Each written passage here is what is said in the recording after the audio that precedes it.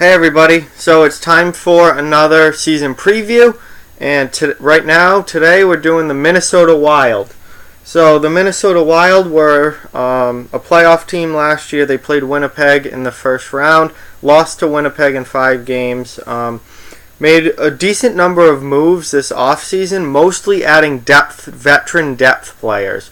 So obviously that was an area of concern last year, where they think they needed some more veteran guys in the bottom half of their lineup, and guys who are pretty physical players for the most part that they added, and guys who have been around the league for a while, and bring that grit, grind, leadership, and that bottom six style of play. So let's take a look at their lineup and see what we've got, see who they've added, and discuss what I'm thinking they're going to look like next season. Top line, Jason Zucker, Eric Staal, and Granlund. I really like that line a lot. I think Granlund is a very underrated player and a very good player. Staal had a really good year last year. Let's see if he can do that again.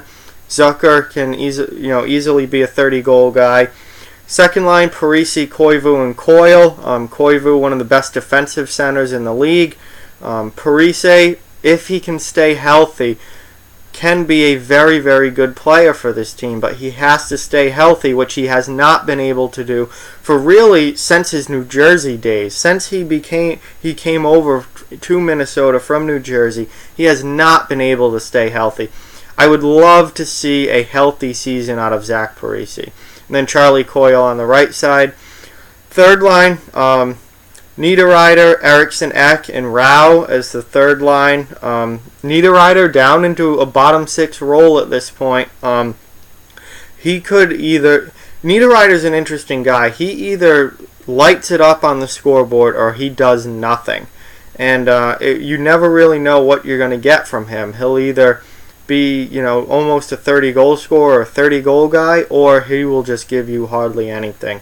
And for Minnesota to be successful, they need something out of him. If Niederreiter can be a 25-goal guy on your third line, then you're in really, really good shape. Eriksson Ek is obviously a good young forward that's finding his way in the NHL. Kyle Rau, I don't know a ton about, but Roster Resource has him there on the third line. Then your fourth line, this is my kind of fourth line. Marcus Foligno, Jordan Greenway, and JT Brown. This is a very physical line. This is a mean and nasty line. Foligno fights a lot. Brown can fight a lot. Greenway, probably not much of a fighter, but he's a big kid, and he will drive the net. He's not guaranteed a spot on this team, but he's one of the Minnesota's best prospects, and he absolutely has a chance to win a spot in training camp in the preseason this year. He played a lot with them at the end of last season. I'm really excited to see what Greenway does in the NHL. He was very, very good at Boston University in college, but I'm really interested to see what he does at the NHL level. This fourth line is my kind of fourth line, and they can skate too, which is a big difference between the fourth lines 10 years ago had all these physical players, but they weren't great hockey players. Marcus Foligno is a good hockey player. JT Brown is a good checking forward.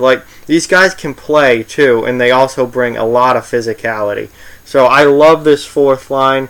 And this forward group as a whole, if they get guys playing well, can be very, very good.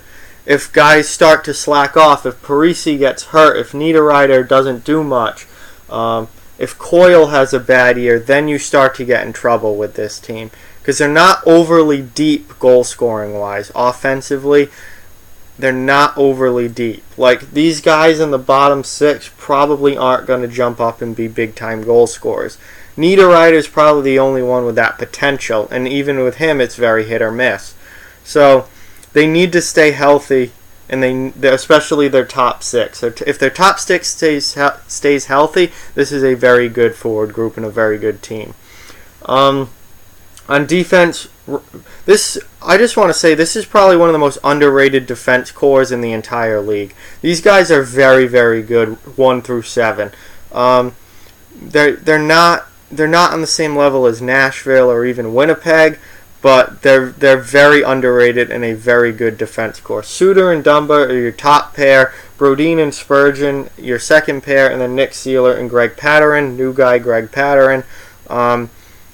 Just really, really solid up and down the defense lineup. Just Suter, obviously, plays a ton of minutes, a real good shutdown guy. Brings some offense too. Dumba, good, really good player. Just got a big contract extension this offseason.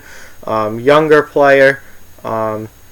He's been around for a while, but he's still a young guy. Good offensively, good defensively. Brodin and Spurgeon. This top four is really underrated. Spurgeon gives you a ton of offense. Brodin's a really, really solid guy on both ends of the ice, but especially in his own end. And then you have a very physical third pair with Nick Seeler and Greg Pateryn. Both are defensive guys who can shut guys down. They hit a lot. They can play very physically. They both can fight. Great, really, really solid bottom pair there that I like a lot. Overall, this defense looks really good. And then obviously in goal you have Devan Dubnyk and Alex Stalock backing him up.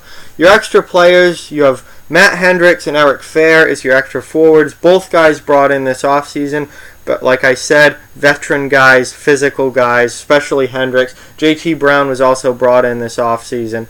And then Nate Prosser is your seventh defenseman. Prosser was in the lineup for most of last season. With the signing of Pateryn, he gets knocked down to be your number 7. That's fine. Prosser is perfectly fine in that 7 spot. This defense is better than they were last year with him as a 7 rather than a 6. Overall, I really like this team. I think that it's going to be hard because they play in a very, very difficult division. I do have them making the playoffs, though, probably as the wild card team. With the emergence of St. Louis in the great offseason they had, and then you have Nashville and Winnipeg already in the division, who are probably the 2 best teams in the division. St. Louis will certainly give at least one of them a run for their money, though. Anyway, I have them probably as a wild card team, but I do think that they're a playoff team. I really like the moves that they made this offseason, adding the veteran physical bottom 6 leadership. I mean, Hendricks is a fantastic guy. He can play wing or center. Get him on your 4th line, you're fine. Fair has been around this league for a long time. JT Brown brings a lot of physicality. Greg Pateryn helps out their defense a lot, a really good bottom pair defenseman. I like the moves that they made. I like this team. The only thing I see potentially is they're a little thin as far as goal scoring goes. If they lose one of their big goal scorers, that could end up being an issue for them. But I really like their defense. Dubnyk's a good goaltender. He's not a Braden Holtby or someone like that, a Pecorine. He's not that high level, but he's a more than adequate goaltender. He's a very good goaltender. Probably right on the cusp of being a top 10 goalie. They'll be fine in net. They're fine on defense as long as they stay healthy. And the only thing would be maybe they're a little short on goal scoring up front, but I don't expect that to be much of a problem. I see them as a playoff team. I like their lineup a lot, and we'll have to wait and see what happens this season. Let me know what you think about the Minnesota Wild down in the comment section below. Like, comment, share, subscribe, follow on social media. Check out offthewallhockey.com. All those links are down in the description. Let's keep spreading the word about this channel. Let's keep this thing growing. Thank you very much for watching, and I'll talk to you guys soon.